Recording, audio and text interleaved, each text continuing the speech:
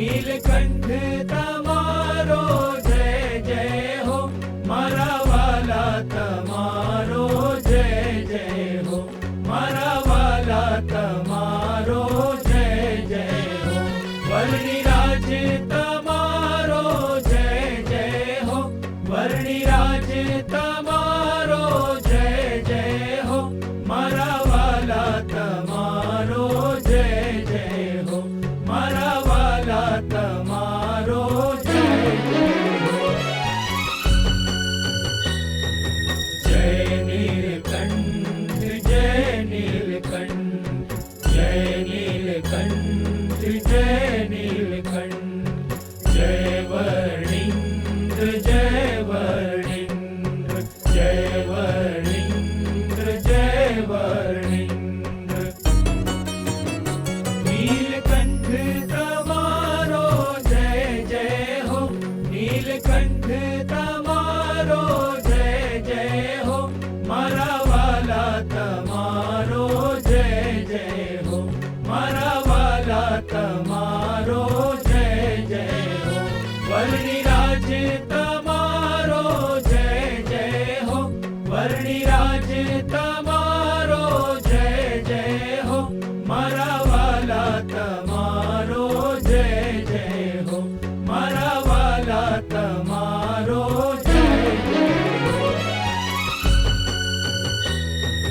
જય નીલકંઠ જય નીલકંઠ જય નીલકંઠ જય નીલકંઠ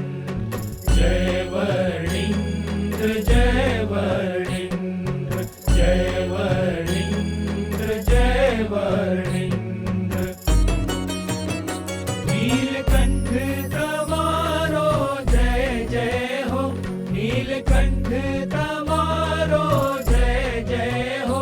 મારા વાલા તમારો જય જય હો મારા વાલા તમારો જય જય હો વર્ણિરાજ તમારો જય જય હો વર્ણિરાજ તમારો જય જય હો જે તીર્થધામ છે એની મુલાકાત લેતા એક ધાર્મિક અનુભૂતિ થાય છે. આ તીર્થધામની મુલાકાત બધા જ વડીલોએ કુટુંબીજનોએ હિન્દુ ધર્મની હિન્દુ સંસ્કૃતિની શું ભવ્યતા છે,